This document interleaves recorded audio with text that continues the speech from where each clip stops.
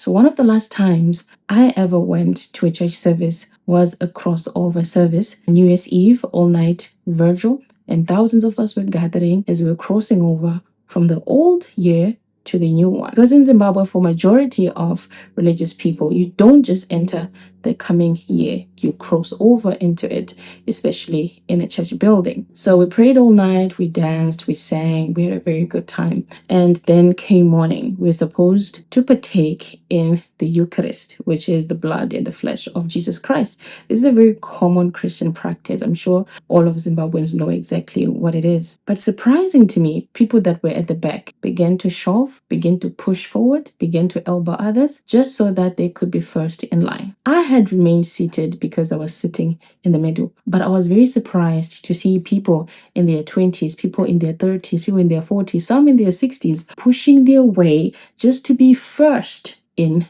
line to receive the body and the flesh of Jesus Christ. This event bothered me for weeks, and I remember walking from the service with a friend of mine who is now a preacher. I was speaking to him and I told him that I was highly unimpressed, and I felt that there was something definitely wrong with our people because they could not just respect the person that was in front. They just had to push and try to be number one. But the more I thought about it, it reminded me of a certain incident that happened in a very big church here in Zimbabwe. At this time, this church was very popular. At that particular time, it was so difficult to get a seat. So as soon as the gates would be opened, people would push and shove their way through just so that they could be number one. And I remember on this particular day, a lot of people got hurt because grown men and grown women were just stepping on others so that they could get into the church and get a seat. It was very disturbing to me that all these people did not really care that there was someone in front of them already.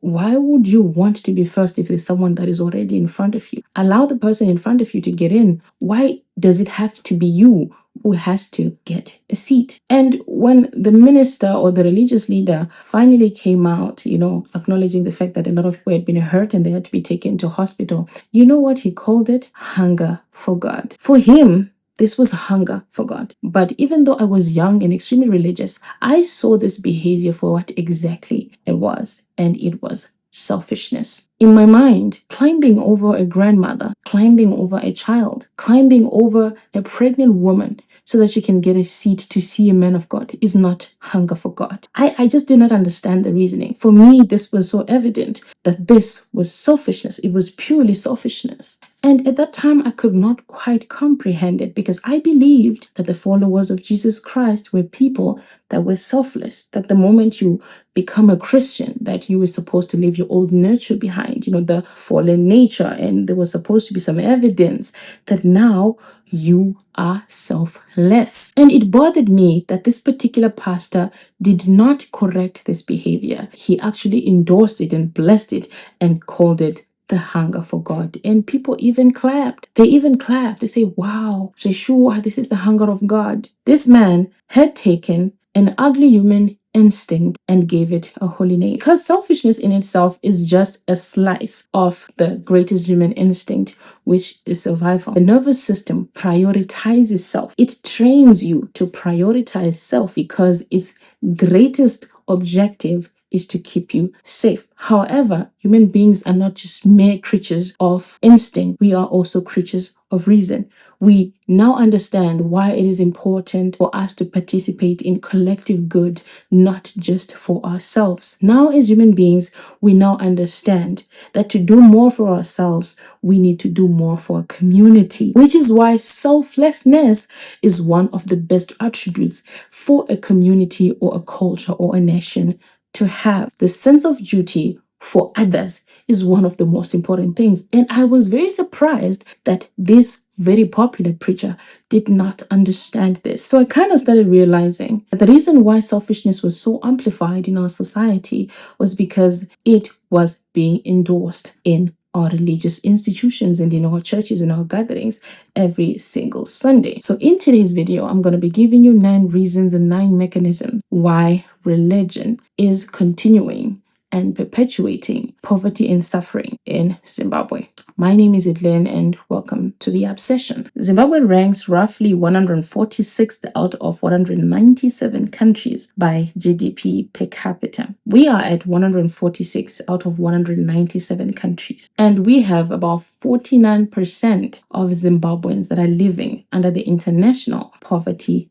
line. Half of our population is considered poor. These are people that live below $3 per day as income. And on the other side, 86% of Zimbabweans are Christians, and majority of those belong to the apostolic sects. In actual fact, 1 in 4 Zimbabweans goes to an apostolic church. And putting all this in mind, when Afrobarometer conducted a survey to understand exactly who Zimbabweans trust, it was not politicians, it was not judges, it was not doctors, but it was religious leaders. 71% of Zimbabweans that were surveyed said that their most trusted person was a religious leader. Keep this in mind. Before we go any further, I want to make something very clear. This video is not claiming that the poverty that we have in this country is necessarily caused by religion. But my argument is more so that it is being maintained and it is being perpetuated by religion. And I'm going to be giving you reasons why I think so. The number one reason why I think that religion is contributing and maintaining poverty in Zimbabwe is capital capture. Go to almost any community in Zimbabwe, and I guarantee you that in majority of those areas, the best built building in that particular community is a church. It's almost always a church. Not always, but almost always a church. You might be surprised that in that community, there is no clean water. They were able to raise hundreds of thousands to build a nice building, but not enough to provide clean water or even drill a few boreholes in that particular community. The community was able to finance a building that costs well above $100,000, but they cannot crowd fund for street lights so that it can be safer to walk at night. If you even go further, you might discover that there's actually a school nearby and it has broken windows, no desks, no chairs, no textbooks, something that is so essential to our day-to-day living. A school for children has nothing, but we could raise $100,000 to $200,000 to build a mega church. You can even go further and talk about the clinic that actually saves lives. There is no thought for that, but we do have thought of building these fancy buildings so that we can go and pray. So the church is actually proof that communities can mobilize capital. But then why is the capital never really for things that actually improve the community? So the churches that are being built, the fancy churches that are being built in these communities are proof that communities can actually mobilize capital. But then the problem is the capital that is always mobilized is to build churches, but it's rarely actual investment back into the communities. How many millions are being harvested every single year by churches? And how much of that money is reinvested back into the communities? It is not adequate for you to just complain that the government is not doing something about it. When you as a community are able to mobilize and raise millions, but every single time you mobilize and raise millions, it is for church buildings and nothing else. So instead of thinking about priorities when it comes to capital mobilization, people just think in terms of self-interest. If I do this, I'll probably become richer and I'll have more money to spend. But when they look at communities, they think that it does not really matter because they don't feel like they actually benefit from that, which is really absurd, because when your community has street lights, you are safer. When your community has clean water, you guys also are safe from diseases, typhoid, cholera, all these diseases, right? Because they're easily spread. So even if you have clean water at your house and your neighbor doesn't, and they get the disease, they can easily pass it on to you. So the argument here is not that giving to the church is wrong. The argument here is that the priority itself does not make any sense. Why should we build a luxurious church in a community that does not have functional schools? So the second reason has been merged with the first one because it was about sanctified selfishness. And I ended up just touching on it a bit when I was talking about capital mobilization. What I've noticed is that Zimbabwean Christianity is not about the collective. It is about you, my job, my house, my car.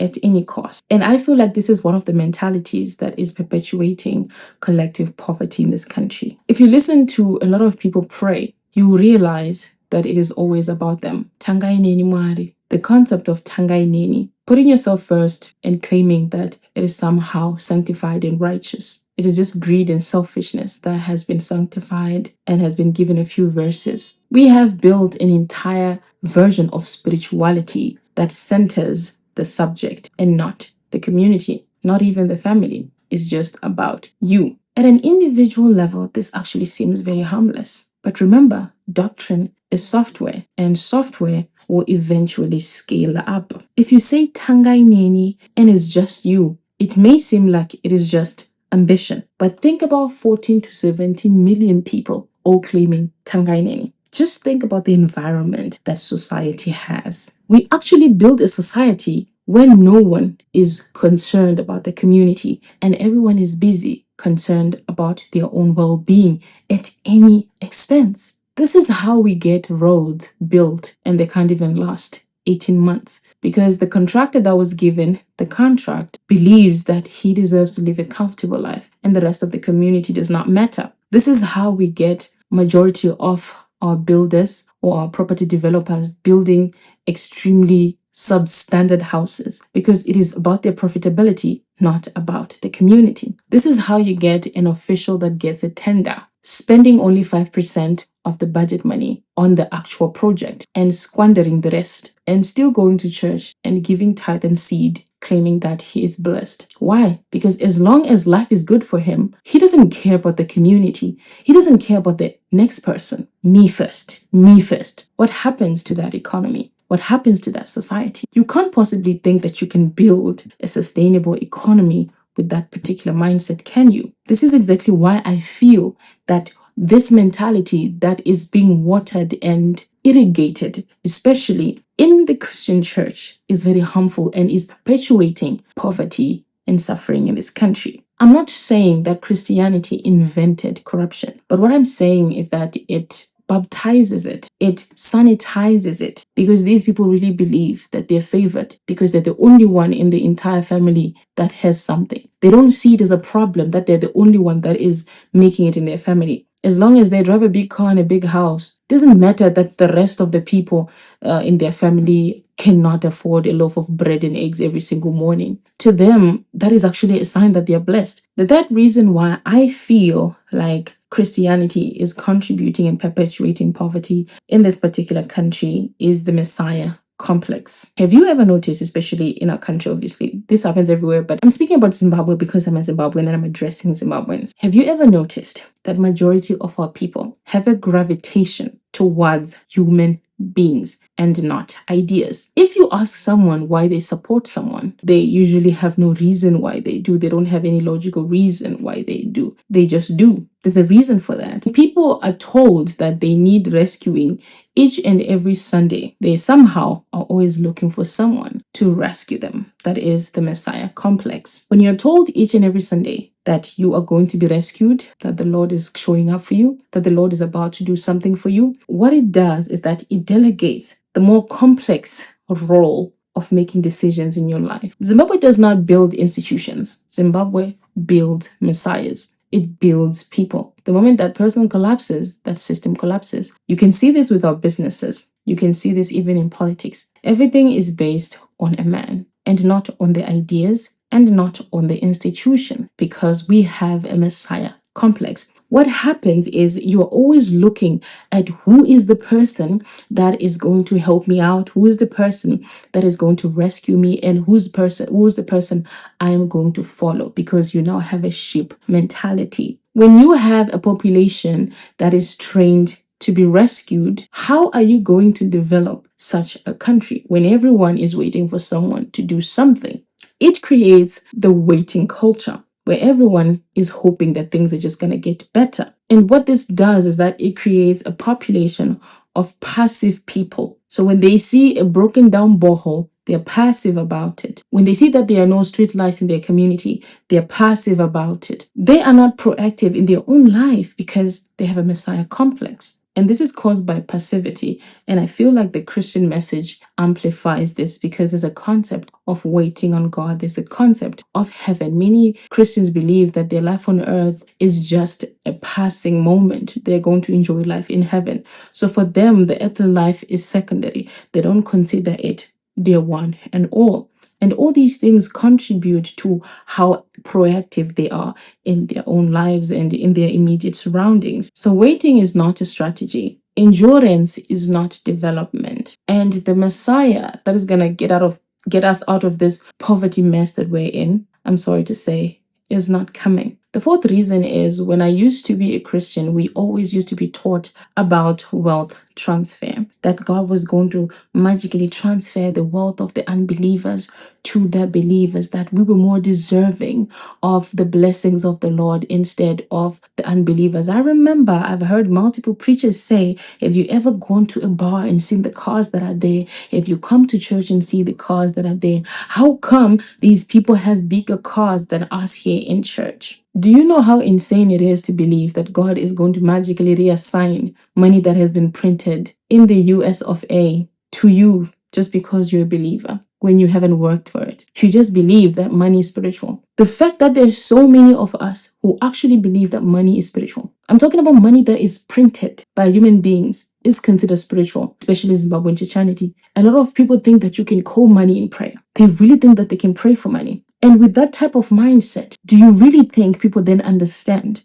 what value is in the market when they believe that money is spiritual and it comes to you spiritually? Unfortunately, money is a claim on value. Where value goes, money goes. That's the principle of money. It has nothing to do with your entitlement. Just because you're a believer, you think you can call money and it will come to you. But that mentality, when it happens to millions of people, contributes to where we are at, because we believe that we just need to be more spiritual for money to come to us. There's so many people that are in mountains right now who believe that they can pray their way to money. Unfortunately, that's impossible. It has never happened. That's why some of the most wealthy countries in the entire world are not religious, because it has nothing to do with money, but it has everything to do with value and other factors that we're not going to be discussing in this video. But it is definitely not spiritual. That is exactly why it has to exchange hands for you to have it. The wealth transfer doctrine manufactures entitlement to prosperity without the obligation of offering any value. Millions of Zimbabweans have literally been taught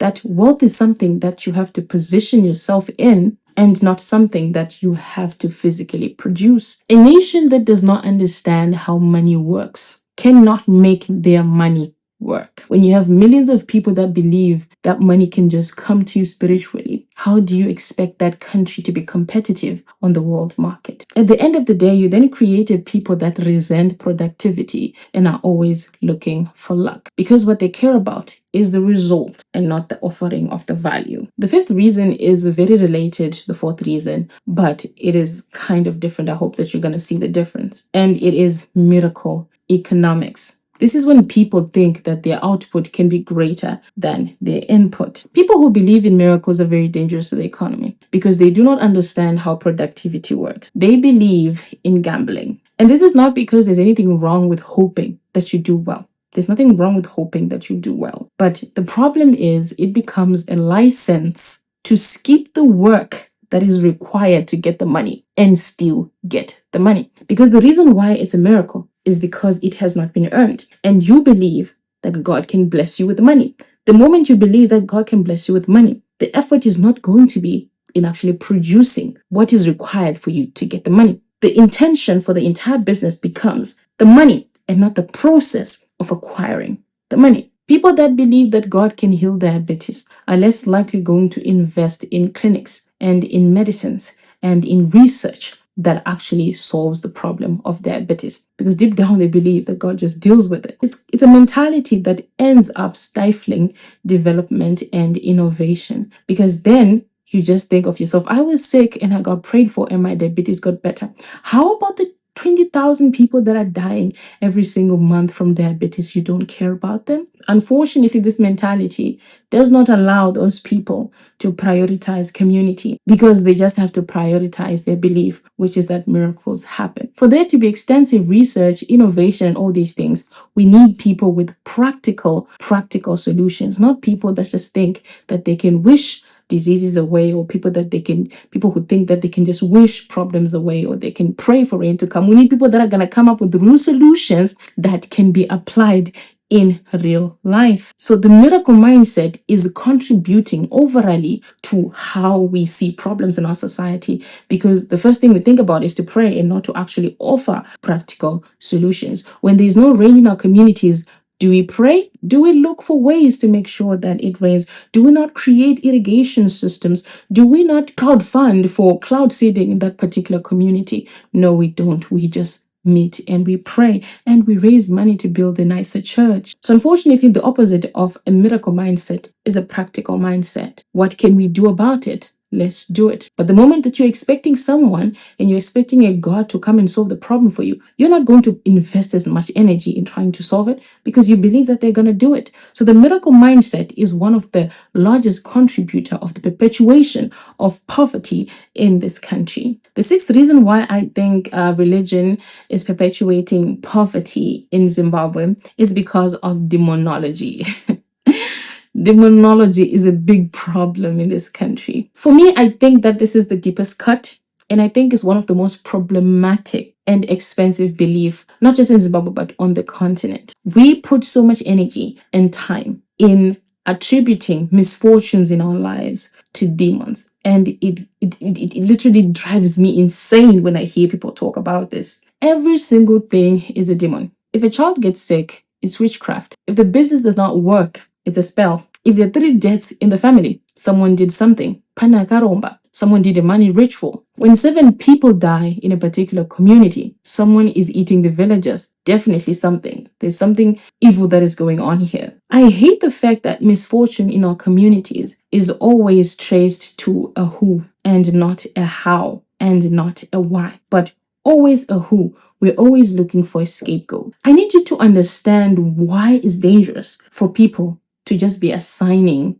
spiritual reasons to problems that we have. It literally kills inquiry and investigation because it's unfalsifiable, it's untested, it can't be verified. So how do you prove that is wrong? If you're considered a witch today, how do you defend yourself? How do you prove that you're not a witch? See? It literally kills curiosity about how things work and why this thing happened. When you find witches for every single thing that happens in your life, how are you going to inquire what's really going on? How are you going to come up with any solutions? Now compared to the other path, 7 children die in a community. The first question we ask is, how is this happening? Let's investigate. Is it the water? Is it a disease that is moving through the air?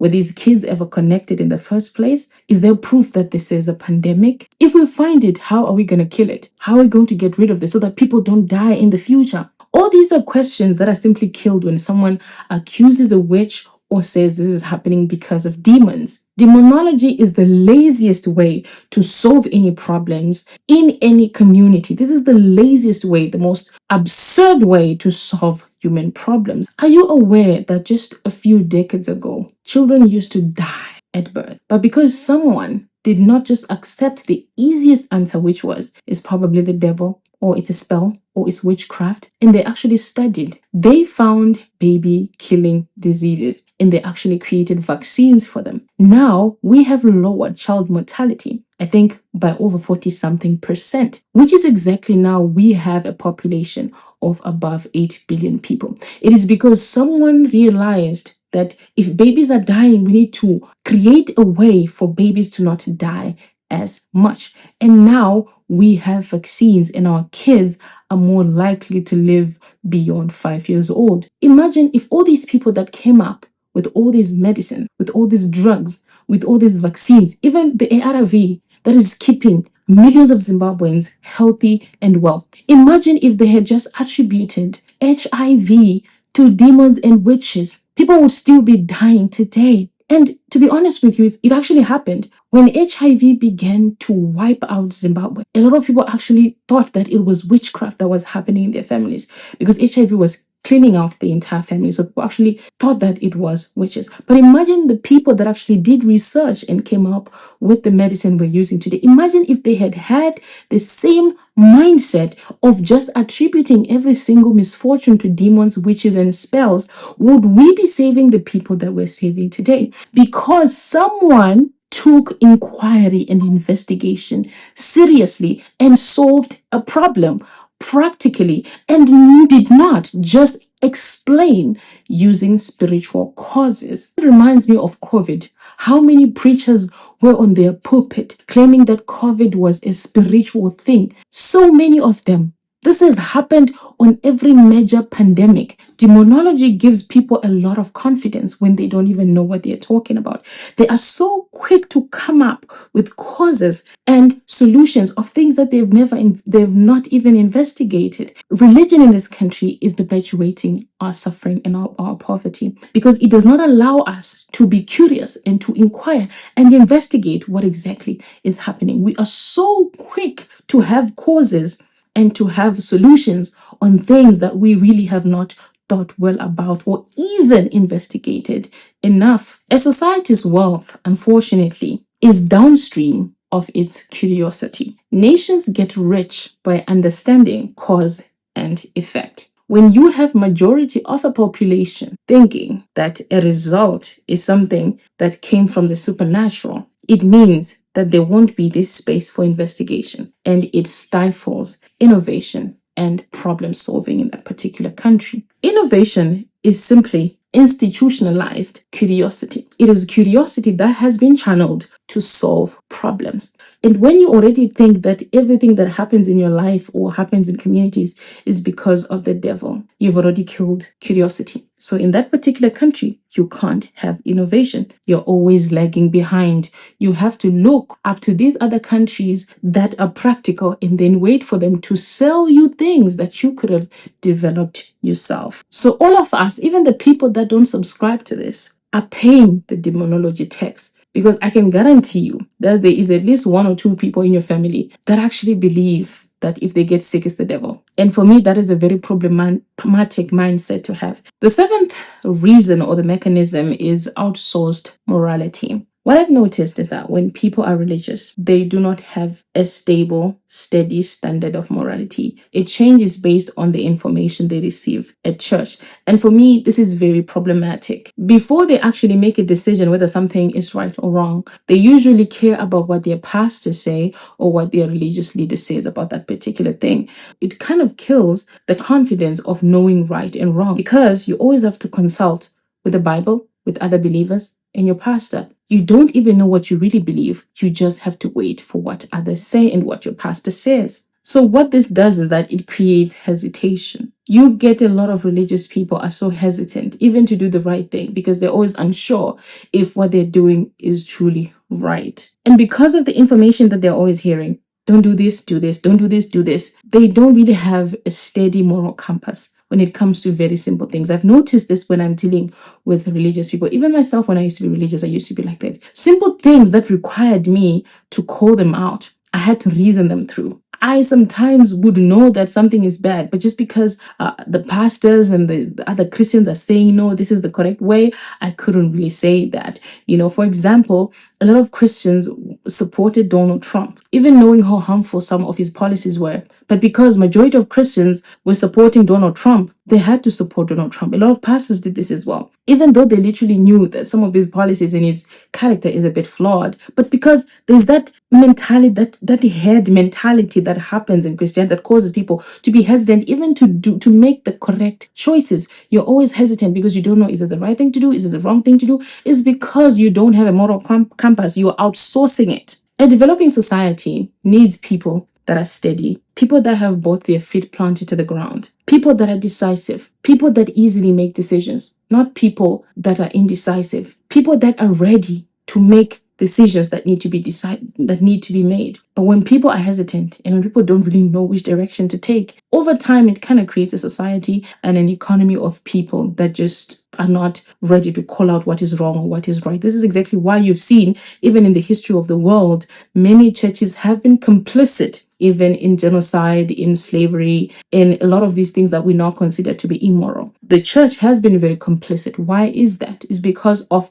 this mentality, right? It's like a head mentality, just following anything and everything. Majority of people are simply going to do what they're told by their pastors. They're not going to think for themselves. And because they're outsourcing their morality and their decision making at national level, it kind of shows by having a population that struggles with what is right and what is wrong. The eighth reason why I think that religion is perpetuating poverty in this country is the false motivation that comes with religion. I consider religion to be a hope industry. And to an extent, I find that it can end up negatively affecting communities when it comes to them trying to get out of the current situation that we're in. Have you noticed something about Zimbabweans? Zimbabweans are jovial people.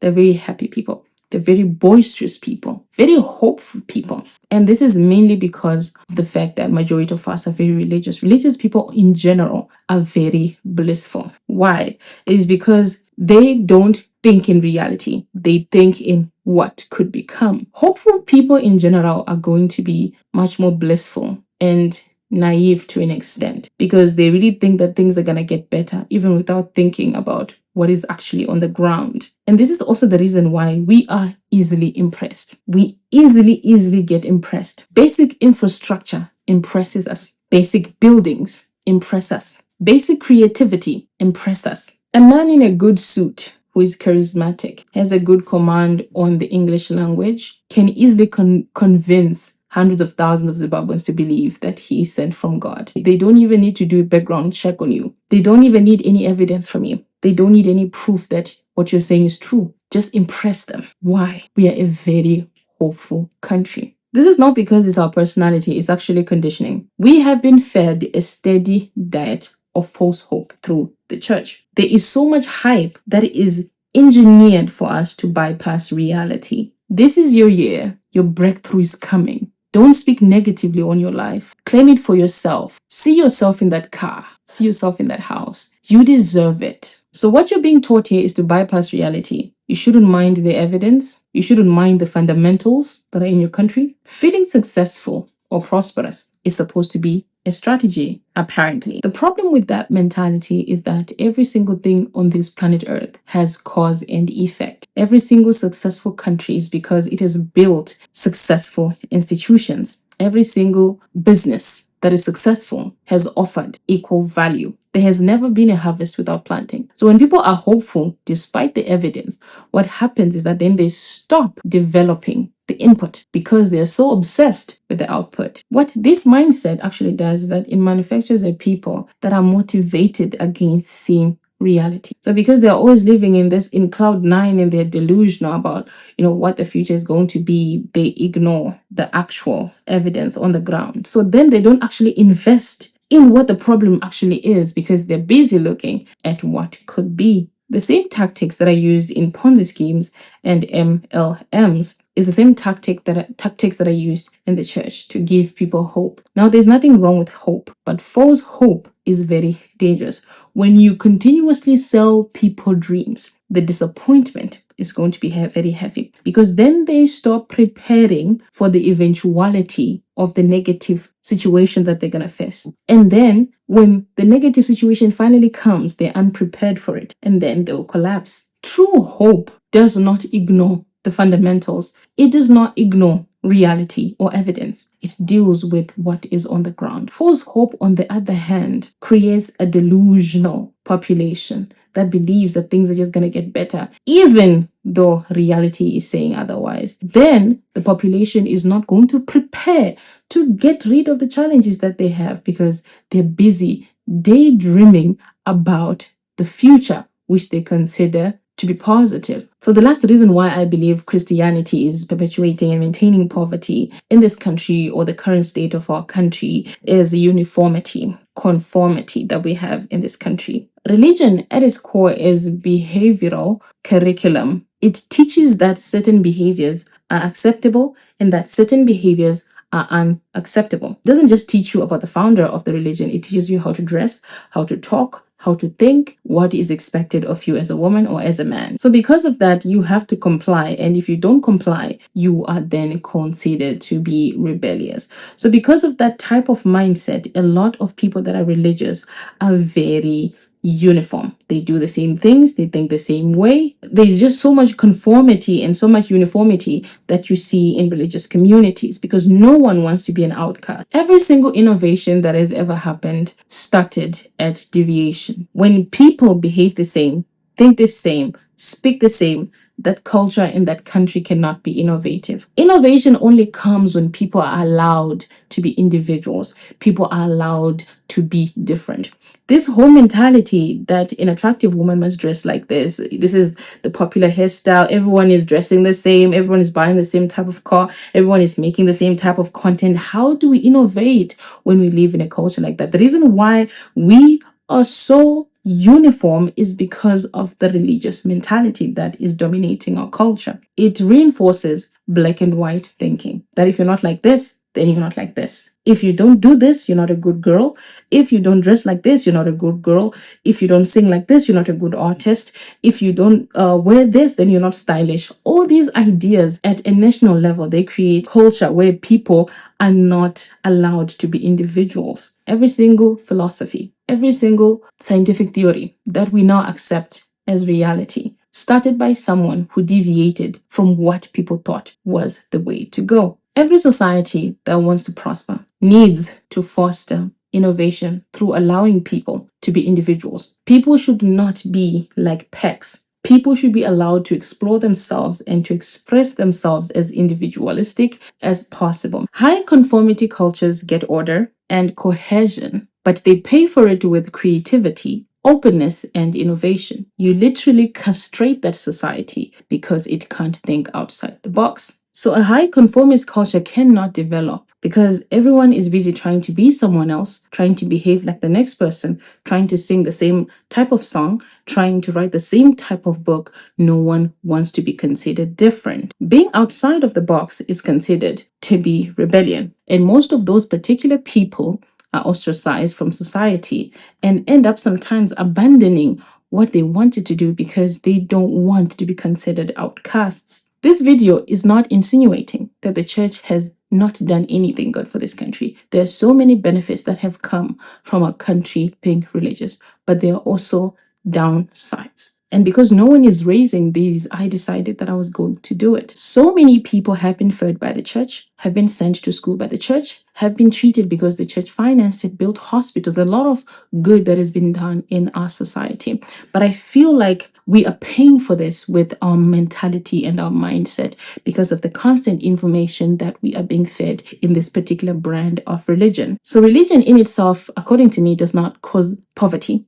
It does not cause suffering, but I believe that it maintains and perpetuates it because of certain mentalities and mindsets that come from the teachings of religion. Because if you think about it, the civilization we're all living in, the phone that you're using to watch me, the vaccine that is on your arm, the plane that just passed overhead, the very idea that we even have democracy and we can question politicians and kings did not fall from heaven. Someone made it happen by thinking outside the box. It was a certain mentality, certain mindset that pushed for a difference and change. None of these actually require the death of faith, but it requires a combination with critical thinking, logic, and inquiry. Religion combined with logic, evidence, and inquiry can be a genuine asset to our country. That's all I'm saying. So keep your God if you have one, but please take back your critical thinking, take back your logic, take back your agency, and take back your curiosity, because we're going to need them if we're going to develop our beautiful country. My name is Edlyn, and thank you so much for watching my video. See you in the next one.